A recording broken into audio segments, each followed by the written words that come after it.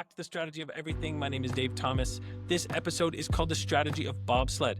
I met with CEO and founder of Level 52. That is a coaching and business training company here in Calgary. His name is Jayson Krause, and he is actually a multi-time national champion bobsledder as well. He has an unbelievable story, an unbelievable journey when he should have got to the Olympics and didn't, and how that changed the course of his life, that defined a lot of the things going forward for him, but also how he was able to find an unfair advantage in one of the biggest painful moments of his life. So lots to learn here, lots of insights from Jayson, just around how to turn things into a positive, but also how to be accountable as a leader and create accountability, and how to create a better culture for you and your company and your family. So lots to learn here from Jayson.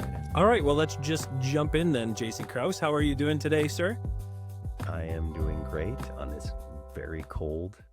It's bobsledding weather is what it is. Jumping over a few blocks to the plus 15, it's amazing how much your eyebrows can freeze. It's unreal. Yeah. You're like, oh, nose hairs can freeze very quickly. This is exactly what I've learned in my short time here in Calgary. But minus 30 degrees will get you going. That's for sure. But it's a condition that you are well accustomed to. You are a multiple-time Canadian national bobsled champion. That is not something that most people get to say. So my first question is, how do you get into bobsled? I know other people who have done it, and they were, football players or other athletes. So how did you get into bobsled in the first place? Well, bobsled is what we consider a recycled athlete sport. Really, because people don't lie in bed at night when they're kids thinking about being the next greatest Canadian bobsledder. You want to play hockey, you want to be a football player, baseball player, whatever it is. And so what happens when you fail at your primary sport? You go, well, I don't want to grow up yet. I still want to be an athlete. But funny enough, that wasn't why I got into the sport. I got into the sport because I had heard a story that there was a football player named Donnie Blair who went to the Chicago Bears training camp, and he was a Heck Crichton winner with the UFC Dinos. And I heard a story that what elevated his game in football was that he started training with bobsledders. And football was my number one passion, but I played junior football with the Calgary Colts, and I had heard this story. And I thought, I'm going to take the same path. I'm going to go train with bobsledders to help me become an even better football player. And I went to a camp, and there was a guy named Dave McEachran. He had won a gold medal in the 98 Olympics in Nagano.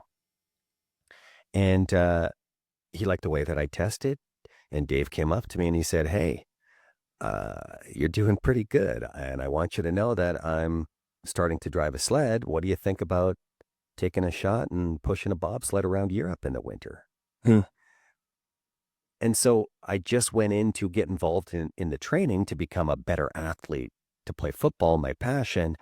And here all of a sudden, this opportunity to travel the world and represent my country popped up.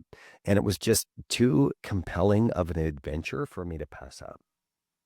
So we took it, and it turned into an 8-year career. Yeah. So did you quit football? Is it like you turn that off, or like, I'll play this out the last couple of years? Like, I tried to balance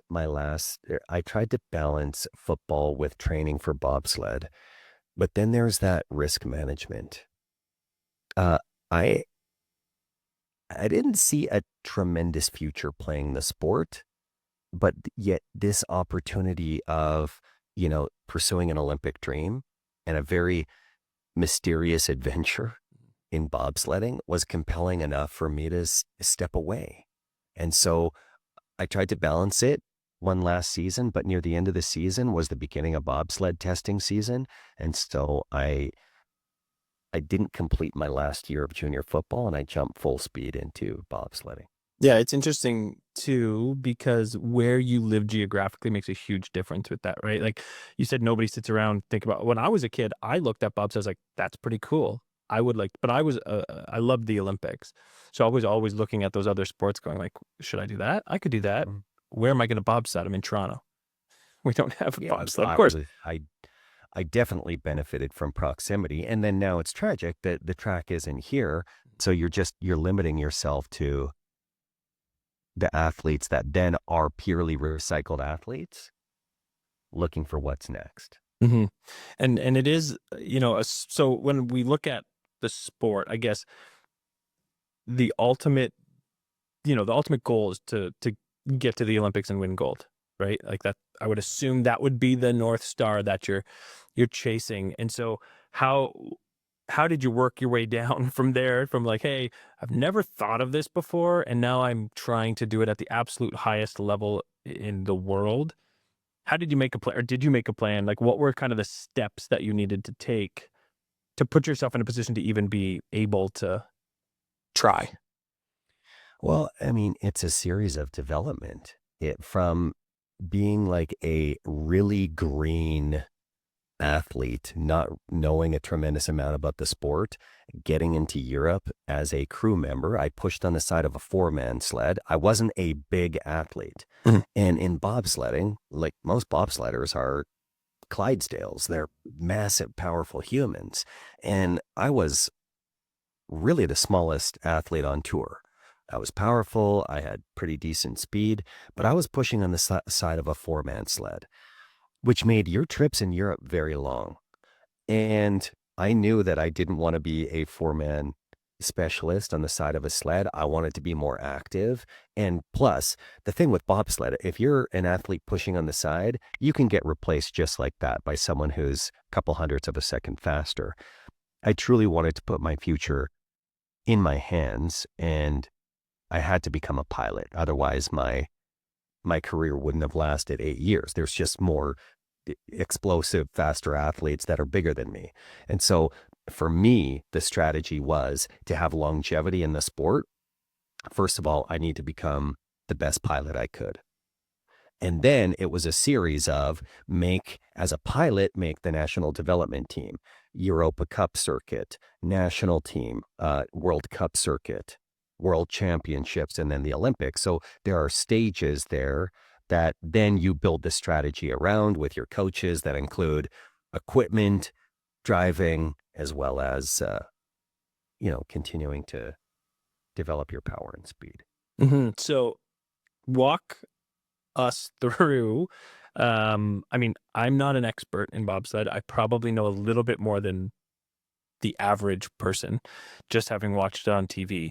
But first, walk through like what you mean when you say you're pushing on the side. I literally I've ridden one bobsled down the hill in Vancouver. I was extremely hungover and I was at the back. It was terrible. It was the worst. I was like, what am I doing here? It's 8 in the morning. This is a huge mistake. And it went really, really fast. And they didn't even take us all the way up. So most people are going to just be like, what's the difference between the guys? They're all running and they all jump in. The pilot obviously is up front and drives, but walk me through a little bit of like, what do each of those other people have to do? Well, if we just look at on the ice, right? You put the sled in position, the three crew members in a four-man sled uh, situate themselves at the side of the sled at the starting block. They get ready. It's a very timed and orchestrated explosion from the block. And then you jump in order, get in the sled as quickly as possible to reduce drag. And then after that, the job of the crew members is essentially to be as aerodynamic as possible, be fluid inside the sled. And I mean, it sounds simple, but when you get four guys that are all over 200 pounds fitting into this tiny space where you're wearing spikes that have over 400 razor sharp spikes on each shoe, and you're wearing next to nothing, how do you jump in that sled without destroying the flesh of every person inside, and then sit down aerodynamically while the pilot focuses on navigating the course as quickly and safely as possible. It's terrifying. So the pilot driving, you said, you kind of walked through. I needed to up level. I need to become the skill guy, basically, Yeah. for the longevity, right? So, I mean, where do you even start? Like, you can't go sign up for, house league bobsled and learn. Like, there's no, what's the infrastructure? What's the approach? How do you even try? Who do you call? Well, I mean, that's where proximity was a huge asset. Yet the fact that we lived here, let me just adjust my chin. The fact that I lived here gave me an opportunity to do that. And so there were development leagues. There is a provincial association, or there was, because of the track. That doesn't exist anymore. And so there is a development circuit that one could get into. There was a club intramural bobsledding league that was a legacy from the Calgary '88 Olympics, which no longer exists. But one of the things that people don't realize when you look at the strategy of the sport is you go down the track at most tracks are in the world, like between 50 and 60 seconds. Some tracks less, like 48 seconds. So think about, in a 48-second period, how much goes into that? It's not just the explosion from the block and then driving down with precision. What people don't realize is the amount of time spent in the weight room to shave off 1/100th of a second at the start, which usually translates to 3/100ths at the second, which can make the difference between, being on the podium or out of the race. There's that. The amount of time spent polishing the what we call the runners, the blades that the sled runs on, like hours at night, sometimes polishing multiple sets of blades for different conditions, from everything from 80 grit all the way up to 2,500 grit, all of the papers in between, and then diamond pasting the runners with a buffer. Like the amount of effort and energy that goes into it. Doing runner alignments on your sled to make sure that all of the blades are running straight, to waxing your sleds, to you name it. But then there's the visualization. If you've ever been at the side of a bobsled track at a World Cup race, you see all of these athletes, the pilots pulling the toque down above their eyes. And I probably drove down the track 10 times before every run. I just did it up here, where you're visualizing every clean entrance and exit down the track to increase the likelihood that you navigate this course as gracefully as possible. All of this work in one day for 2 50-second runs. Yeah. And one slight mistake, like a fraction of a mistake, and it's over. Yeah, a fraction of a mistake, one bad exit or one bad entrance that you can't recover from means that you're coming out on 2 runners, which likely means you're rolling over.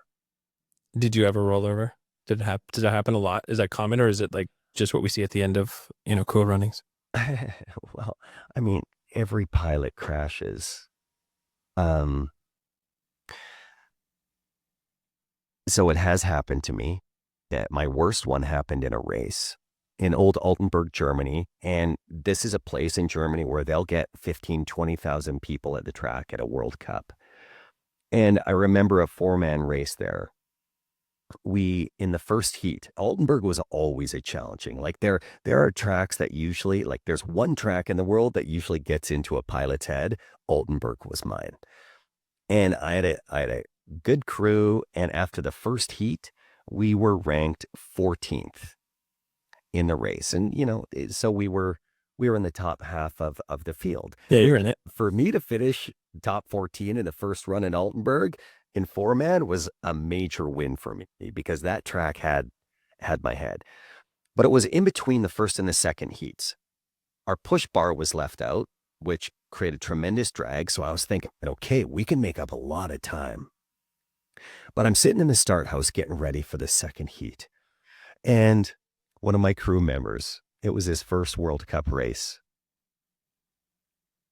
We're getting ready for the second heat, and he says, looks over. He's sitting across from me. He goes, "Hey, Jay. Nods his head, and he goes, "I'm a bobsledder now." And there's a saying in bobsled that you're not a bobsledder until you crash and you come back. So sure enough, guess what popped in my head after he said that? So second heat, we get going, and we're about halfway down the track. It's faster. Did you say it out loud to him or no? No, I didn't. I just thought it inside my head. Right. And so second heat, the sun came out, the fog cleared, and the ice became really fast. And one of the other pilots who went down, he says, "Hey, the ice is really speeding up, heads up." And so that was in my head. What Steve said was in my head. And we go down, we push, we jump in, we're having a great run. We're halfway down the track, and I'm thinking fast. And there's a corner that you don't want to exit early out of in Altenburg, and it's 9:15. And we're going, we're flying, it's real clean. What do? I just exit a little too early. We catch some late pressure and come out in two runners. Boom. Over. Nasty ride down on our side. But this athlete that said that to me in the start house, it was his first race, and he was so jazzed that he didn't have his Kevlar vest on, which is your protection if you crash. And if you think about the friction, when you crash a sled, it doesn't slow down that much. And so the heat is tremendous, and he got pinned outside the sled. And he's got about a softball-sized scar on his shoulder. Just from a rubbing. War wound, as proof that he was a bobsledder. He was that day. He was. Did he come back? That day. He was, for sure. Just got to fix my microphone. It's popping up on me here. So did he end up coming back, or was that the end of his bobsledding career? He did come back, not for very long, but he did come back. He ended up making, I believe, the Torino Olympic team once he recovered. He was an exceptional athlete. But yeah, he's a bobsledder for sure now. He did come back. Nasty scar to show for it. What are the main differences between a 2-man and a 4-man? I mean, other than obviously there's more people, but strategically, how do you, is the game totally different and we just, watch on TV and think it's all the same? Probably the difference between driving a Tesla and a Suburban. Just one reacts slower. It goes faster. 4-man goes faster just because of the weight in the sled. And, from a driving standpoint, many say it's easier to drive a 4-man. It's harder to correct a mistake. It's got more momentum. Yeah. Which one did you like better? I loved the team aspect of 4-man. Just 4 guys working together, and the precision it required was really exciting. I just had more success with 2-man. Why do you think that was? Do you think it was? Partially equipment. I had a really good equipment in 4-man, and equipment matters a great deal. And so equipment was better. Had a few crashes in 4-man, so had more confidence in 2-man. It's got to be a big mental game, right?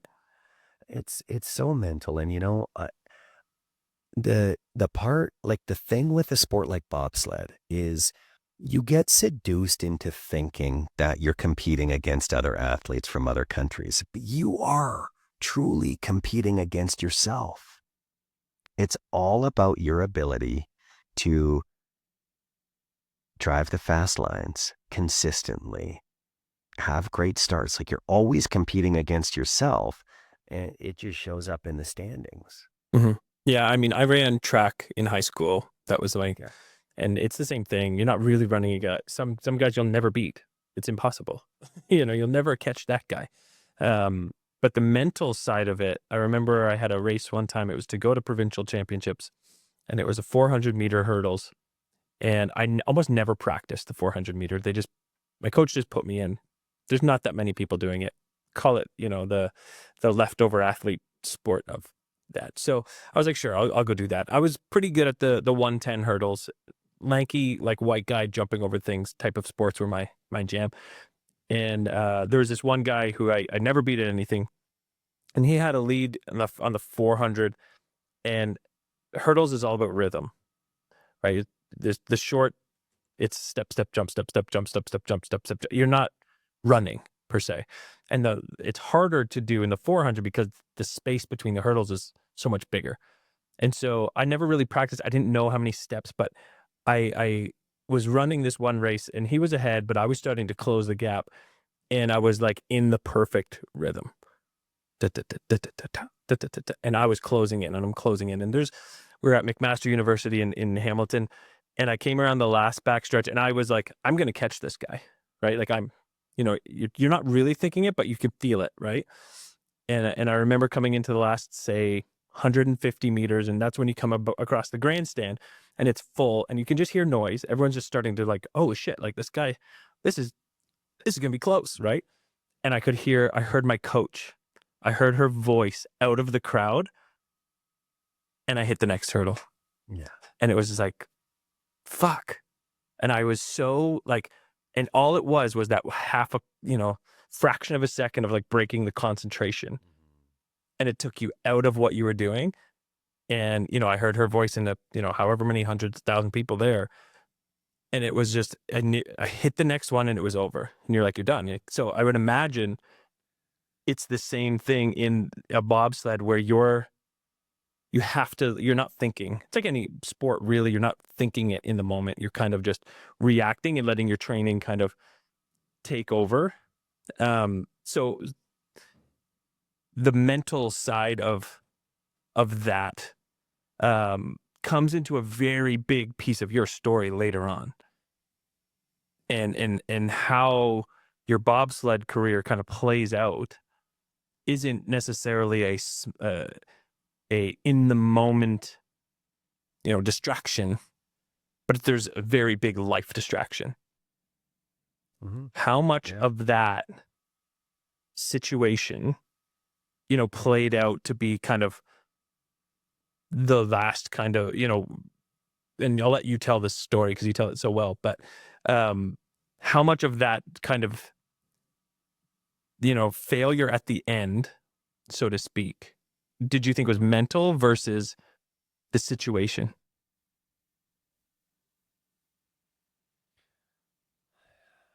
I mean, there's so many lenses to look through. Coming off of, it would have been 2005 World Championships, finishing top 10 in both 2-man and 4-man, really made the 2006 Olympic prospects very hopeful. I had acquired great equipment, which is a big part of the strategy. I had assembled a great team, which is important. And physically, I was in the best shape I'd ever been. And so when you get thrown a curveball, like my best friend, who had been childhood best friend and was a roommate of mine, he'd been fighting non-Hodgkin's lymphoma. To get thrown a curveball 2 weeks before the season when I was training out in Montreal, that he took a very quick turn for the worse and wasn't going to make it. Really, I remember the panic I felt when I heard that message and then was able to be with him with it when he took his last breath, created a tremendous amount of grief. And, I always say, I wish I was able at that time to convert that grief into something that was very inspirational. But the grief was a very big burden for me. And it didn't matter if I had the equipment, if I felt like I had all of the tools to make myself successful. What I couldn't overcome was this massive, invisible barrier in front of me, which was grief. I think in many ways, I felt guilty that I was trying to pursue something uh, relatively meaningless when you look at our existence on this planet, like racing for hundreds of seconds when my best friend was the best of us, like one of those rare people that no human on this planet could say a bad thing about. That he gets his own barrier of having to navigate this disease, can't overcome it, and then leaves this world. I couldn't strategize around how I navigate that grief. Conceptually, I could tell myself, I could, you know, try to put it back behind me, but it didn't matter what strategies I tried to employ. The grief was so heavy that it became massive drag. So instead of going to the Olympics after an 8-year investment, I was sitting at home. Lost the most important person in my life, and an 8-year investment just poof. Now, when I say poof, that means I didn't get to that final goal of representing my country and fighting for a chance at the podium. Of course, I can also reframe that experience and say one of the best things to happen to me was my best friend dying. I know it sounds crazy for someone to hear that. But if you think about like the pain and what it forced inside of me to look at myself and examine, let's just say if Dallas, that was his name, if Dallas would have, cancer would have went into remission and it would have been cheering by my side, and I would have continued down the path of the Olympics and done well at the Olympics. Well, that would have turned into 4 more years in the sport, fighting for another Olympics, and then 4 more years, because bobsled's a sport where you could just keep going and going and going. And it's a very seductive lifestyle. When you talk about the things that make it so appealing, well, how many jobs in this world have a very crystal clear 4-year target that you build your plan around? How many jobs have the equivalent of a world championships where you measure the success of your season? How many jobs have a weekly World Cup that you compete in and you evaluate yourself? How many jobs have the daily training where you graph your results and you can see what worked, what didn't? How many jobs have somebody who's curating your development plan, telling you exactly what you need to work at, how many jobs have that much structure? And then, you get to travel to some of the most beautiful locations in the planet, hang out with your buddies, play ping pong when you're not active. There's so much structure there that makes it incredibly seductive. And so, yeah, very tragic and incredibly challenging for me. But also look at the flip side. The death of my best friend pulled that carpet out from underneath me. And it helped me realize some important lessons. That one, I was suffering from destinationitis. When I get to the Olympics, then I'm going to be really important. The stories we make up about these things. And it forced me to look at myself and say, okay, bud, without the Olympic rings tattooed on my shoulder, what value can I possibly offer this world? And so, it's an unbelievable story. And I think it's, and I'm sure you would say the same thing. I think that experience gives you an unfair advantage in many ways of not actually achieving that goal, and the learnings that you got out of it, which now then shaped the rest of the second kind of phase of your life, which is this, entrepreneurial journey that you've been on. You became an author. You wrote about took all of the things that you learned and applied it to business and leadership. Right. And does that happen if you get to the Olympics? Because if you get to the Olympics and do well, your life's significantly different. You're probably doing motivational speaking. You may end up coaching or something down the line. But how do you think that that event, or it not going the way that you had seen it going, how do you think that helped, or did it help, I guess, form this next phase?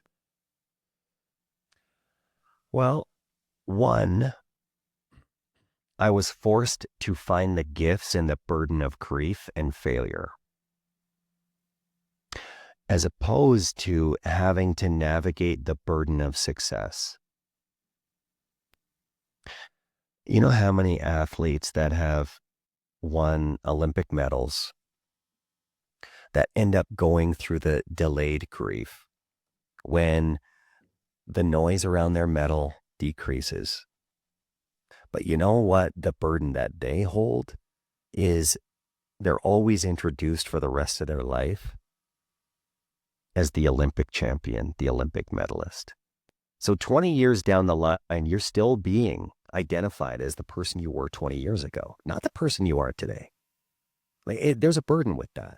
And so the unfair advantage is I'm a nobody when it comes to the Olympics. People are forced to, really understand who I am and what I am today, rather than being labeled as something that happened, I don't know, what was that, 2006, almost 20 years ago.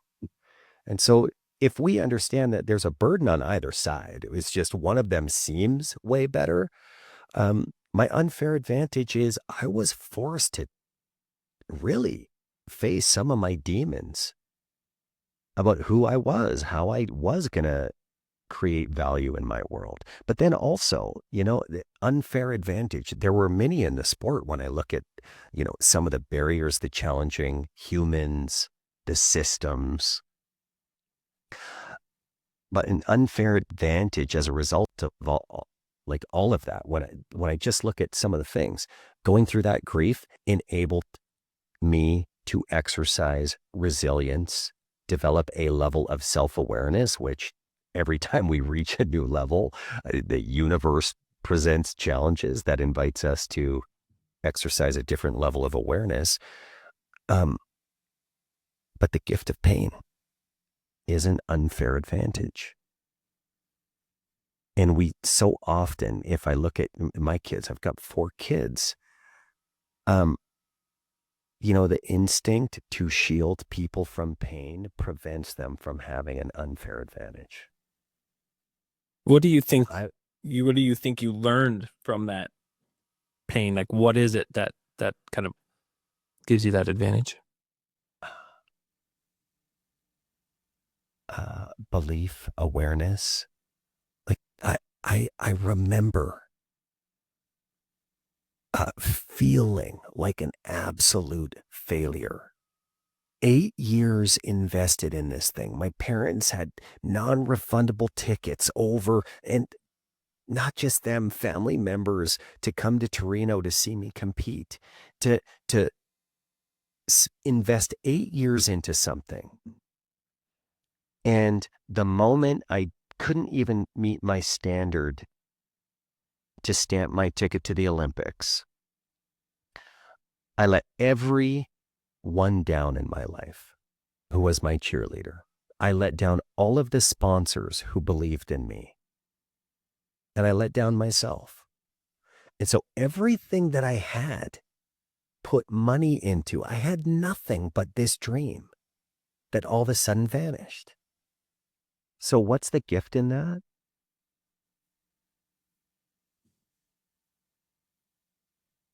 You can lose everything that you've put your heart and soul into.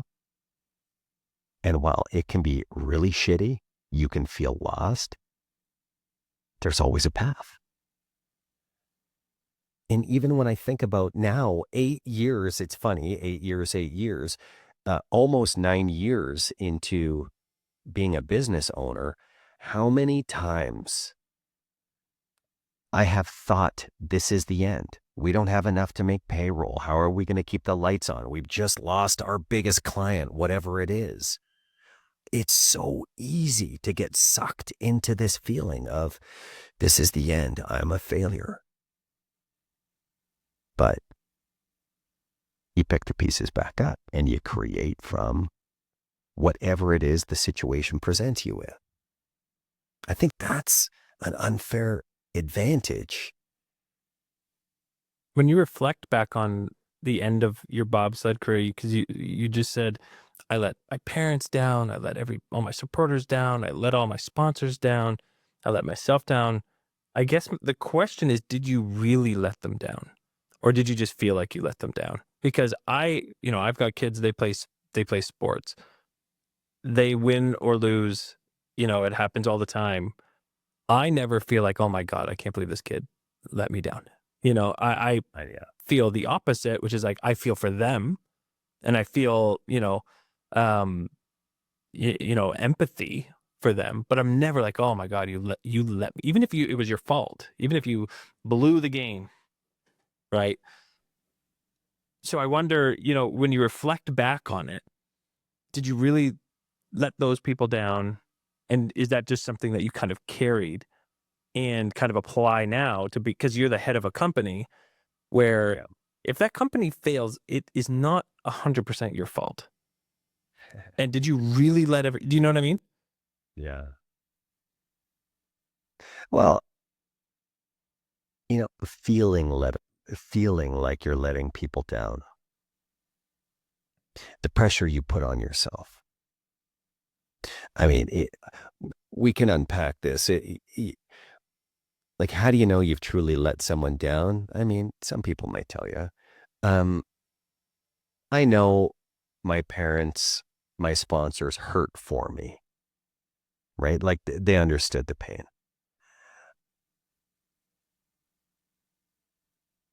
The, part of the big lesson is, I mean, I could trace it back. Like, i- if you want to turn this into a therapy session, like one of the big things is when I think back, like when I was 7 years old, I didn't care about sports. My brother always has been a fan of sports. I didn't care about sports. My parents put me in baseball, and my dad worked out of town a lot. And I remember I came home from a baseball game and I walked into the house and there was my dad taking off his tie coming home from work.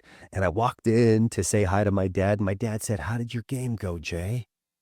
And I lied. I said, "Good. I hit a home run." And my dad stopped what he was doing. He looked at me and he looked at me with a presence, and I could tell he felt really bad. And he was so excited for me, and it felt really good. A few days later, I had another game, and guess who showed up? Got to see that home run. Oh, and I was so nervous. I was, the whole warm up. I saw my dad show up. He's in his work and he was excited, sat down, and I was so nervous. And of course, it's time to bat. And there's a pitcher with a mean fastball. He was older. I was younger. I was a first year in that league. I thought, oh man, my dad's going to find out. He's going to talk to parents and he's going to find out that it was all a lie. And I got up there, and the first pitch that pitcher sent down, I crushed it. I could have ran around the base 3 or 4 times. It went so far. But you know what? The moment I put my foot on that plate, I say was probably the moment that my innocence as somebody who played sport was ripped away from me, because that moment my validation was on physical achievement. It came all about hitting home runs made me valuable. Goals in hockey, touchdowns in football. And so a lot of the baggage is informing letting people down is I made up a rule. When you talk about, the strategies inside of our mind, my strategy for value, surviving in and making sense of this world came down to I do X, then I am important in this world. And so that tragedy was the tragedy of losing my best friend and failing to achieve this thing was an invitation for the disillusion of that strategy that doesn't serve anymore. I must achieve X to be important in this world. So how do you measure that value now? Now that you're not an athlete, that has come and gone, and now you're leader of a company, father, husband. What is it now that you say, I do X, therefore I'm valuable in this world? Oh, such a great question. It's easy in business to get sucked into, revenue targets, client lists, which in some ways are proof of the value you deliver in the world. Like it is an indicator. Um, but I tell you what, the value that lights me up most is some of the random encounters in our work when I hear about the impact that we're having, not only helping leaders do better in their business, but the things that they apply that help them be better in their lives really fill me up, like as a business owner and business leader. Um, with my kids, seeing them navigate the turbulence in their lives, how do I mentor them? Like these are things to me that are indicators of my value. Easy to get lost. And I tell you what, it's not easy to get sucked back into that old strategy. It was a survival mechanism that, served me greatly.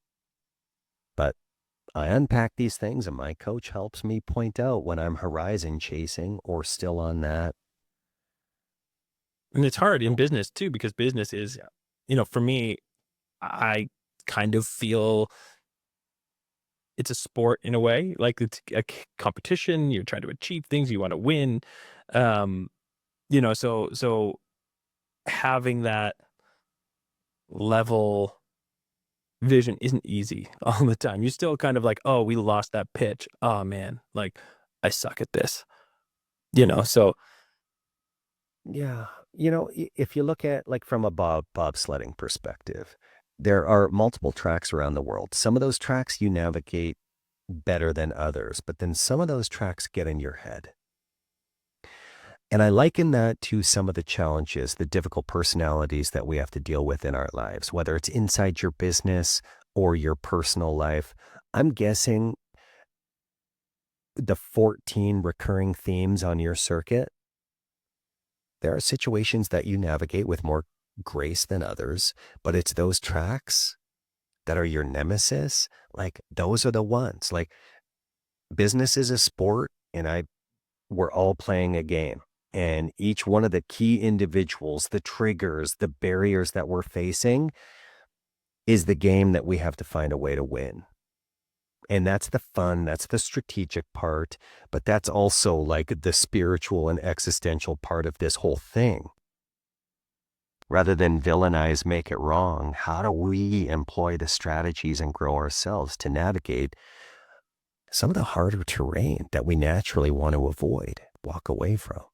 That's what I'm really sinking into right now. yeah, no, that's interesting, especially, everything you learn from sport that you put into a framework and philosophy and methodology of like coaching leadership, right, through your book. Tell me a little bit about, like, unpack that a little bit, where if you don't have that athletic background, you probably can't do what you're doing now. Uh, yeah. Before I started Level 52, I worked for a company called the Coaches Training Institute. And I lived in Calgary, but I managed a global team and I had to be in San Francisco for a week every month. And so I'd commute back and forth to San Francisco. And on a flight back home out of San Francisco, I was almost late for the flight, but I get on, there's one empty seat on that plane. And I go to sit down in that seat and I note the person beside me is a woman named Emily Bryden, former national team Olympian in skiing, downhill skiing. And it was such a great conversation because she had moved on. She was on an accelerated path to being a leader with a multinational company. And here I was working with a firm down in San Francisco. And we just started talking about how sports served us. And some of the things I remember that conversation and some of the things that we spoke about were, as athletes, it was a part of our system to not accept status quo. Like, how do we keep pushing the bar? How do we challenge ourselves? And we lived in a system of feedback every day. Feedback wasn't personal. This was the price of admission for getting to do what we do. And so we had a mindset where, oh no, I get like, there's none of this like annual or biannual reviews where now I get offended because my leader thinks I can improve in some areas.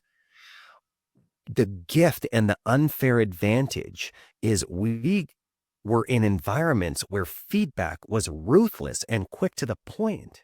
And it wasn't something that we took as offensive. But also This very was- data driven in it a was sport like that. fuel. This was information. If we truly want to be the best at what we're doing and master our craft, then it was reliant on this feedback. And so we spoke on this flight about the stark difference between the athlete's mindset inside the business, where we were hungry to get this and we were willing to deliver it. But in an environment where people were not prepared, they didn't have the capacity to take this feedback in. You talk about unfair advantage. The ability to crave feedback is an unfair advantage. I know that's just one piece. No, I totally agree. And I think, the people I've always known to be the most successful are really good at giving and receiving feedback. And it's interesting because I've never thought about it until now, until you were just talking there about how sports might have something to do with that. You're listening to a coach is giving you feedback. You're playing in the middle of the game. They call a timeout. They tell you what to do. You go and do it. Oh, I'm not moving my feet. I'm not, keeping my head up. I'm whatever those things are. And if you don't change them, you don't play, right? You go to the bench. And Which, funny enough, is a feedback mechanism. Right. Right? We either get the feedback from our environment. Sorry, my broken mic holder. We either get feedback from the environment and we apply it, or the environment sends a bigger signal. Like you're on the bench, or you lose a client, or your business goes bankrupt, whatever it is. Feedback is always present. But when we choose to ignore it, then we just wait for this bigger foot sweep or massive feedback mechanism to alter our behavior, which is an unfair advantage, because you know what most people do? They wait for that nightmare to wake them up rather than solicit the feedback that's really going to help them course correct and deliver excellence in whatever the field. Why do you think people in business like lots of people at every, whatever office you're working at, there's lots of people in that office who, don't take feedback well, or don't like feedback, don't crave that. They don't want to hear it. Those kinds of things. Where in sports, I think, more people they want to get better. They want to win. What is it about like the professional environment, you think, that, why don't people want that feedback?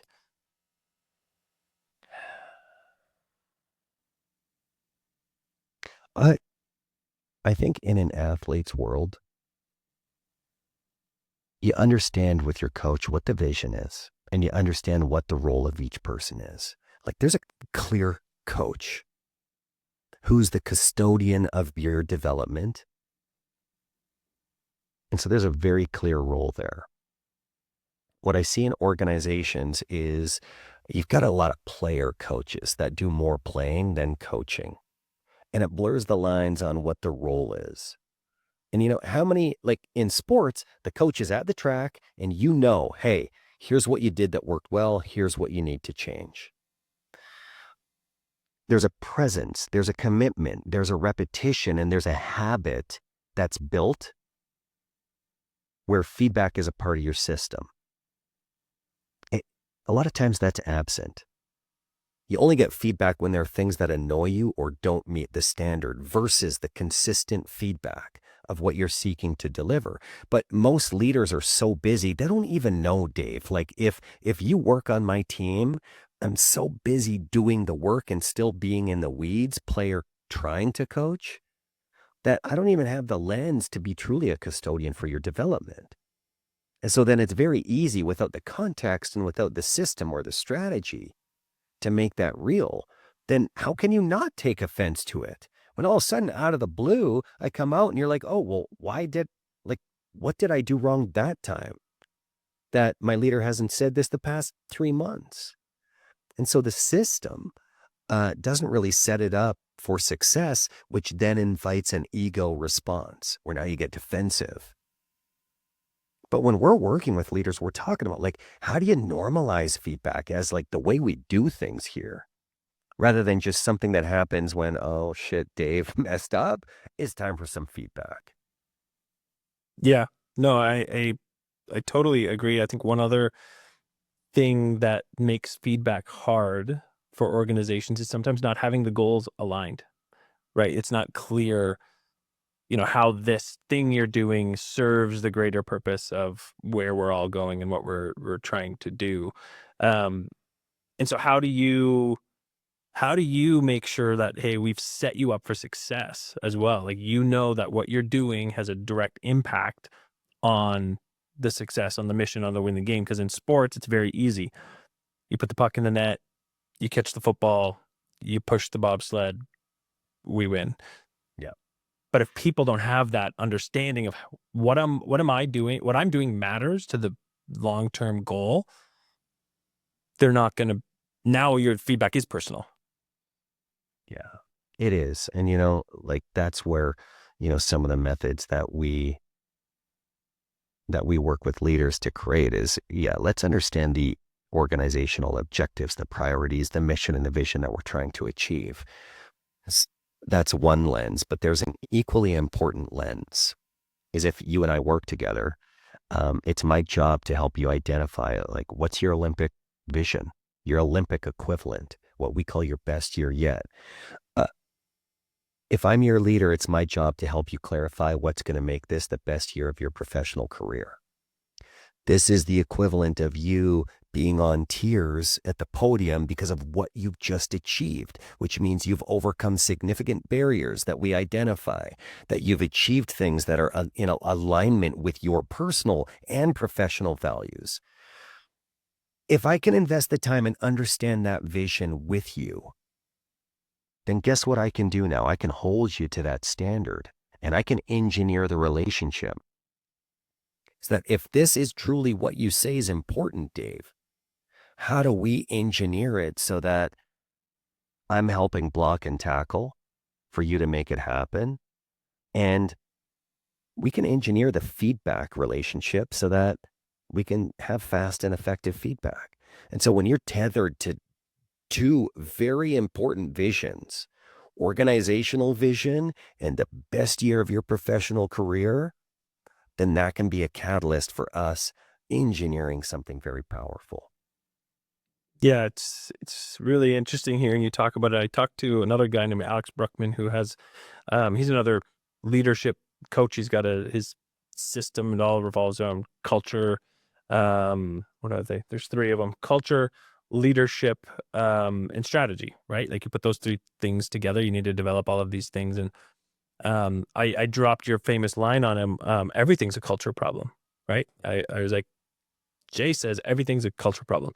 And he thought about it and he said, yeah, you know what? I do agree. Like a lot of things come back to culture, but I would argue that that the culture is the leadership problem, and the culture is owned and created and driven by the leadership.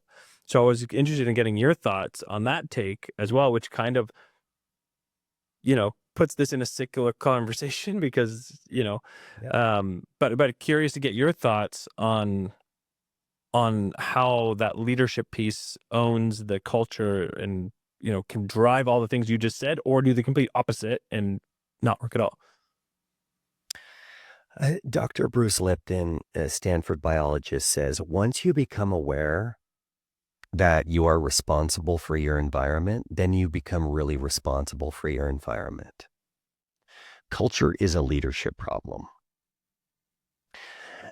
In that, if you take the concept of garbage in, garbage out, your inputs into anything will always influence what the outputs are. And when you look at culture and we look at different layers of culture, everything from your individual culture. When I was an athlete, the grief and the inputs eroded my ability to perform because this culture, my mindset, my biochemistry, everything was more driven by cortisol and inflammation than it was dopamine and inspiration. So I have to navigate this culture problem that everything cascades from. And it's going to impact the way that I engage with the next layer of culture, which is my relationships with my team members, the teams that I lead. If this culture is not in a good place, how could I possibly create the next layer of culture and each layer outwards, especially if I'm an executive inside a business? And when you look at it from the lens of a system, your culture is a complex system where now you have to understand all of the roles that you play as a leader, from engineering the cultures that I want in each layer, being a custodian of the cultures in each layer. And I don't mean a custodian in that you clean up the messes, which is a part of it. But when I say culture custodian, it means the utmost understanding that your culture is in your custody. How do you feed it? How do you care for it? How do you hold a sharp lens so that this culture develops into something meaningful that's very clear rather than risking mutating into something undesirable and toxic because of your inattentiveness? And it happens with this culture or any culture, from relational to your organizational culture. And I love the statement by Dr. Paul Pateldin. He's a Dartmouth professor, where he says, your system is always performing exactly how it was designed. And I use that example because when you talk about something that is easily elusive for leaders, like culture is just something that forms, well, then don't be surprised if you've got a shitty culture in your business, because it's exactly how it's designed, because you've been an absent parent to this culture. You haven't engineered it intentionally. So why are you shocked that it's mutated into something that people don't want to be a part of?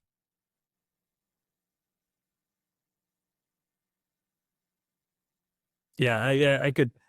I don't know. We could go on all day if they don't reel us in here. Um, so lead that into, tell us a little bit about like what level 52 does, because all of that stuff that you've just talked about is, extremely difficult for a lot of people, so they need help. Well, if you, I just start by talking about the name level 52. If we can identify what it is that you want as a leader, build awareness around that. And then it's simply helping you get to your version of level 52. Every week, it's your job to up level. As an athlete, it was our job to up level every week. And you may have heard that statement, you overestimate what you can do in a day and significantly underestimate what you can achieve in a year. So when we're working with leaders at different levels, it's helping them understand what is it and who is it that you want to be as a leader to create meaningful impact inside of your business, your community, and inside your home. And what is it to develop clarity on the system so that you can simply focus on up leveling this week. Because if we can stack this week with the next and the next over the course of a year, then we're going to be high-fiving in 52 weeks when you've reached your version of level 52. Now, that's what we do in our business, which, when it comes to leadership, very individualized, personalized, but we do it through what we call the Science Behind Success operating system. using elements of high performance, not just in athletics, performing arts, emerging science, so that you can exercise the most important thing you can ever do as a leader. And that's be in the never-ending experiment of how you create impact.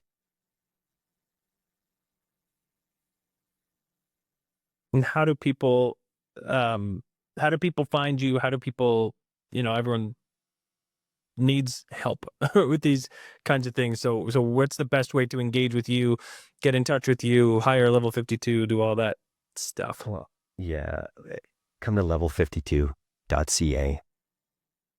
Engage in one of our programs. Listen to one of my podcasts that gives you insight into what we do and how we transform leaders so that they can reach a higher level inside their business. Awesome. Well, thanks so much, Jay. This is great. We could go on forever. We have before. Thanks for taking a bit of time talking about stuff outside of your regular day-to-day job. Really enjoyed it. Learned a lot. It was great. Thanks so much. Thanks, Dave. Appreciate the opportunity. Well, that's it. That was my conversation with Jayson Krause from Level 52. Always learn a lot every time I get together with Jay and talk. So wanted to share a little bit of that with you. Hopefully you got some great insights, some great perspective on how to turn negatives into positives. And what are some of the most, important elements of building a culture if you're the person who's in charge of it. So once again, thanks to Jayson. If you need leadership coaching, training, anything like that for your company, call Level 52. They will be happy to take you on. That's it for now. Please feel free to like the show, rate the show, give us a comment, and connect with us on LinkedIn. You can find me at They Call Me DT. Until next time, thanks for listening. This is The Strategy of Everything.